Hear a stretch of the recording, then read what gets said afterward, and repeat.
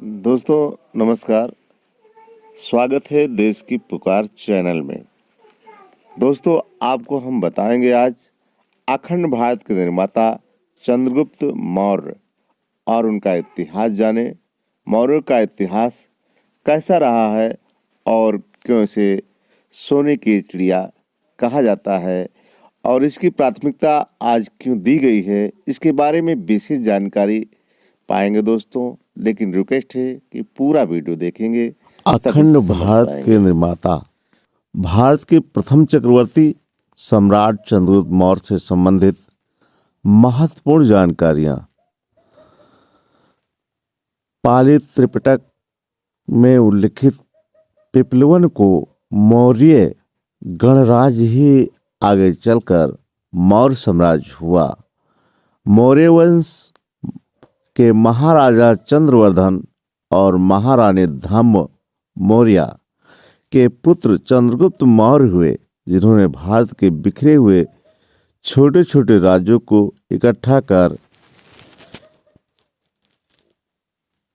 एकता के सूत्र में पिरोया और बिखरे हुए भारत को अखंड भारत, अजय भारत बनाया और अखंड भारत के एक छत्र सम्राट चक्रवर्ती सम्राट कहलाए और मौर्य साम्राज्य के संस्थापक हुए।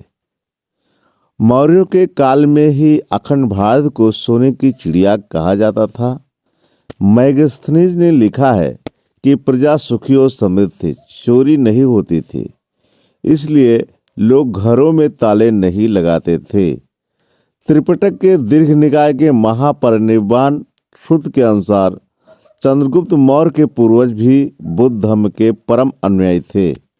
तभी शाक्य मुनि भगवान बुद्ध के महापरिनिर्वाण अर्थात मृत्यु के पश्चात पिपलवन के मौर्य भी बुद्ध की अस्थियों को लेकर पहुंचते हैं ताकि उन अस्थि धातुओं पर स्तूप बनवाकर पूजा कर सकें।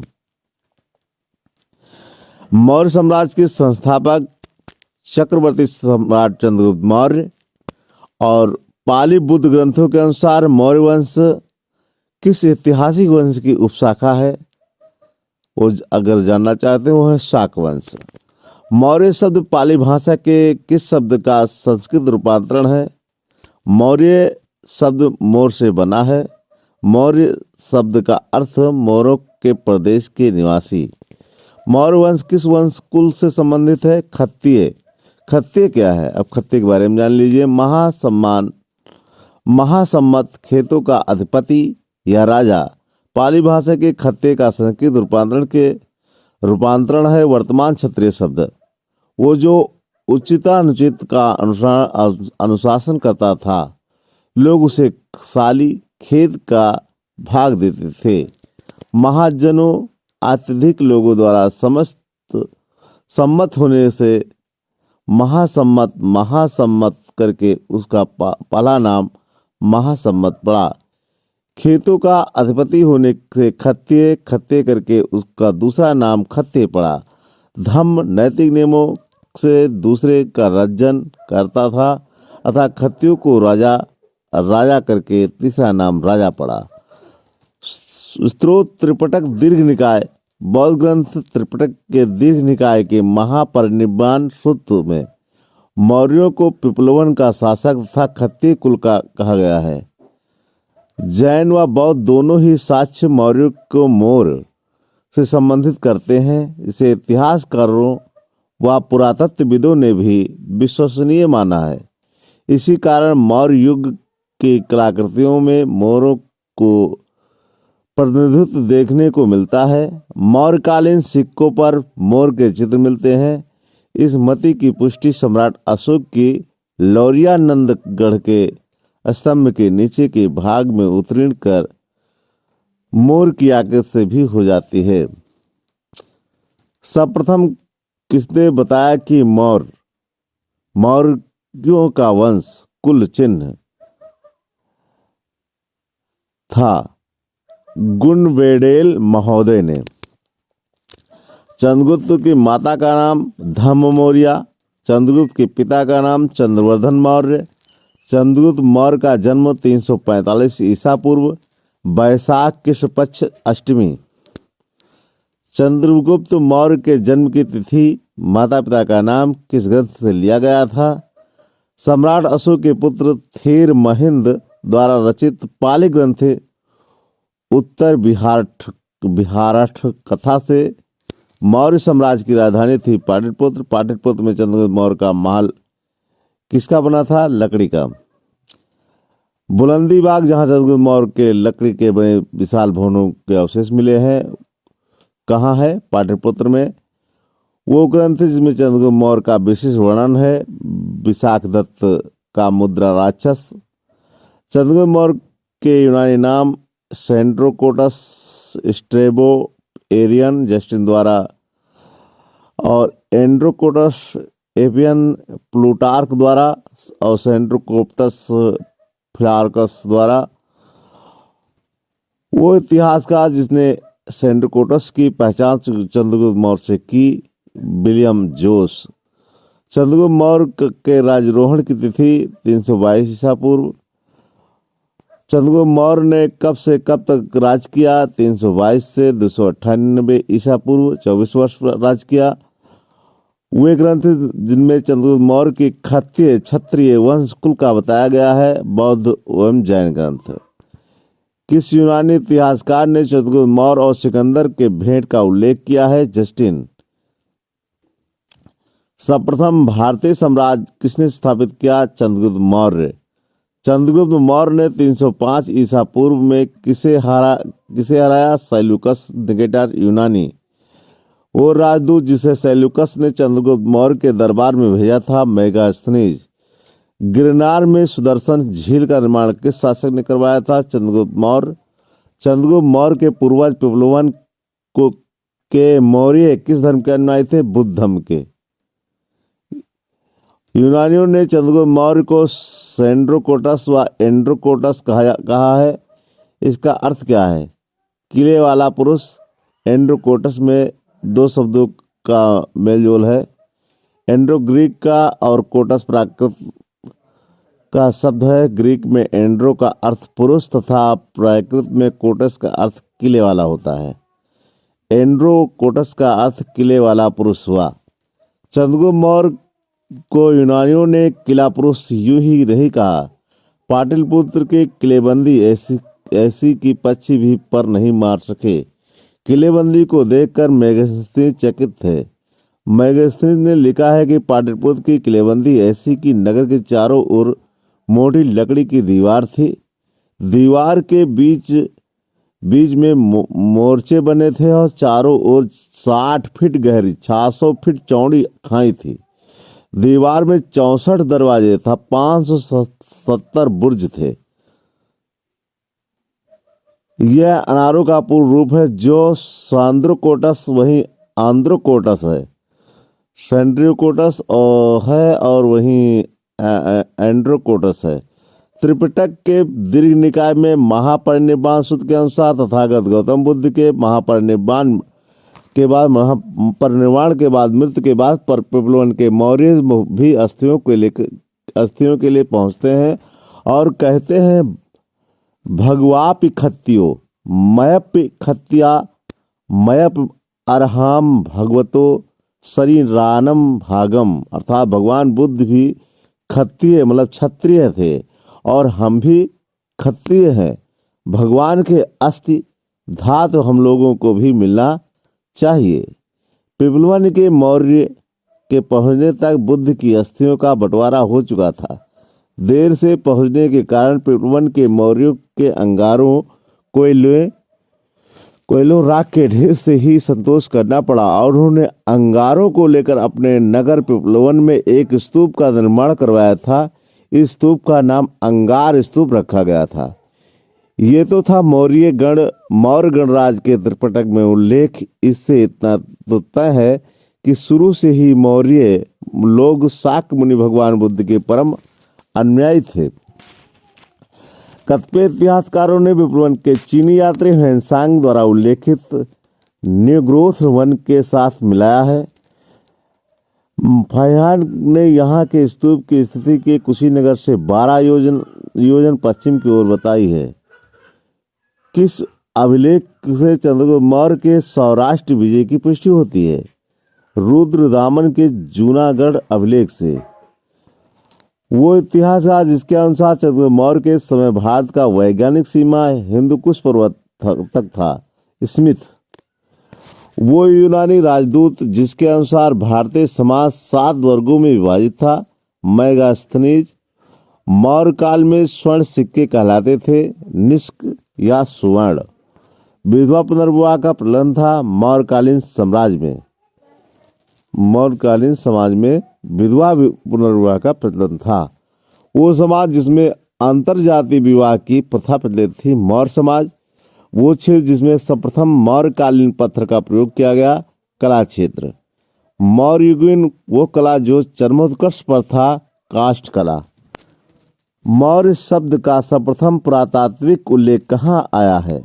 लगभग 150 ईस्वी में लिखित रुद्रदामन के जूनागढ़ अभिलेख में मौर्य राजा चंद्रगुप्तस्य और अशोकस्य मौर्यस्य अर्थात मौर्य राजा चंद्रगुप्त और अशोक मौर्य द्वारा सुदर्शन झील का निर्माण और उसमें छोटी बड़ी नालियां बनवाने का उल्लेख है।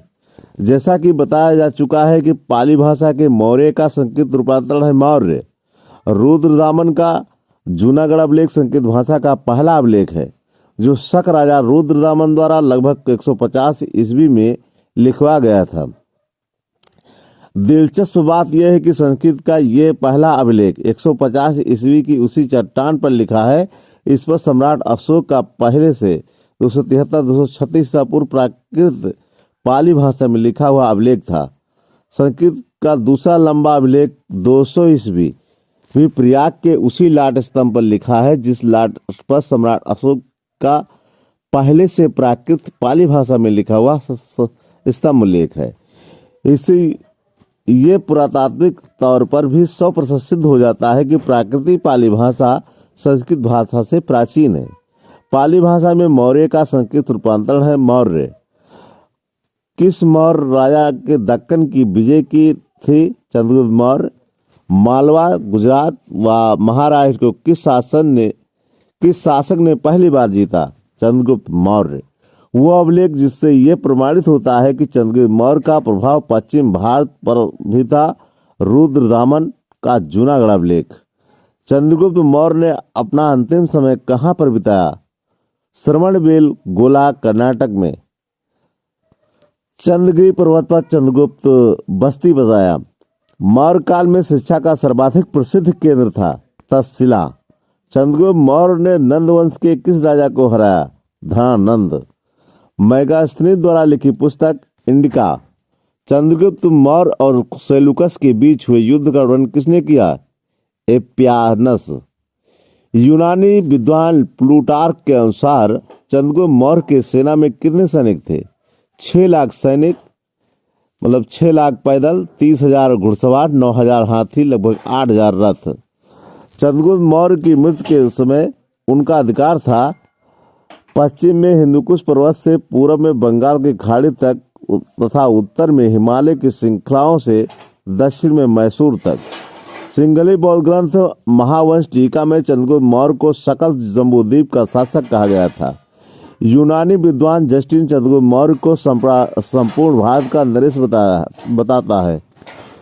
305 ईसा पूर्व में चंद्रगुप्त मौर्य और सेल्यूकस के मध्य युद्ध हुआ जिसमें सेल्यूकस पराजित हुआ और दोनों के मध्य संधि हुई। संधि की शर्तें: चंद्रगुप्त मौर्य ने सेल्यूकस को 500 हाथी प्रदान किए। सेल्यूकस ने अपनी पुत्री कार्नेलिया अर्थात हेलेना का विवाह चंद्रगुप्त मौर्य से किया। सेल्यूकस ने अपने 4 राज चंद्रगुप्त मौर्य को दिए: आर्कोसिया, कंधार और परोपनिषादी काबुल घाटी, area Herat, Gedrosia Balochistan. Seleucus ने मेगस्थीन नामक एक राजदूत चंद्रगुप्त मौर्य के दरबार में भेजा। वो बहुत दिनों तक पाटलिपुत्र के मौर्य दरबार में रहा और इंडिया नामक पुस्तक की रचना की। चंद्रगुप्त मौर्य की पत्नी का नाम दुर्धरा और हेलेना।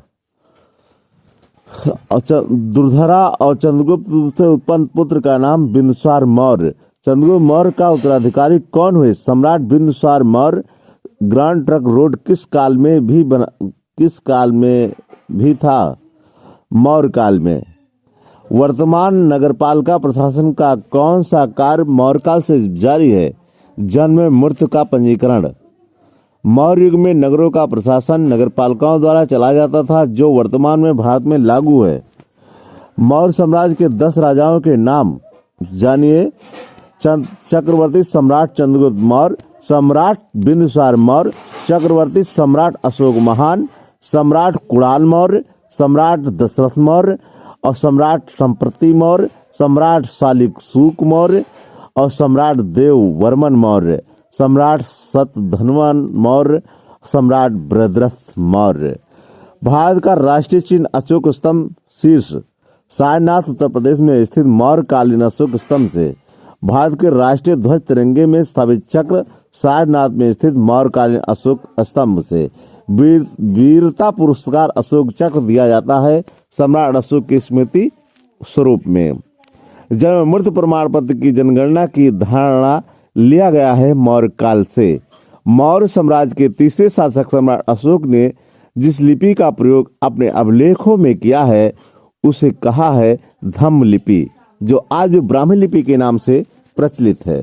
मौर्य काल में स्त्रियां मेगास्थनीज इंडिका फैक्ट्स में लिखा है, यूनानी राजदूत मेगास्थनीज जो सम्राट चंद्रगुप्त मौर्य के दरबार में रहकर इंडिका नामक पुस्तक की रचना की। मेगास्थनीज के अनुसार मौर्य युग में स्त्रियों का समाज में प्रतिष्ठित स्थान था।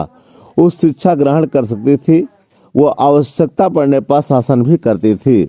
संकट के अवसर पर युद्ध भी स्त्रियां भाग लेती थी। स्त्रियां गुप्तचर विभाग व राजा की अंगरक्षक सेना में भी काम करती थी। भारत में बहु विवाह की प्रथा प्रचलित थी। विधवा पुनर्विवाह का प्रचलन था। दहेज की प्रचलन नहीं थी। मौर्य युग में पर्दा प्रथा और सती प्रथा नहीं थी। दास प्रथा भी प्रचलित नहीं थी।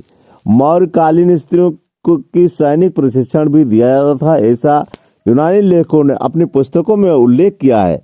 मौर्य ने 16 वर्ष की अवस्था में ही नवयुवतियों को सैनिक प्रशिक्षण अनिवार्य शिक्षा कर दी थी। चंद्रगुप्त मौर्य के समय में भारी संख्या में औरतें सेना, कमांडो और गुप्तचर सेना में विद्यमान थी। यहाँ तक कि चंद्रगुप्त मौर्य ने अपने सुरक्षा के जो कमांडो तैयार किया था उसमें पुरुषों के अतिरिक्त महिलाएं भी थी, जो हथियार लेकर सुरक्षा में तैनात थी।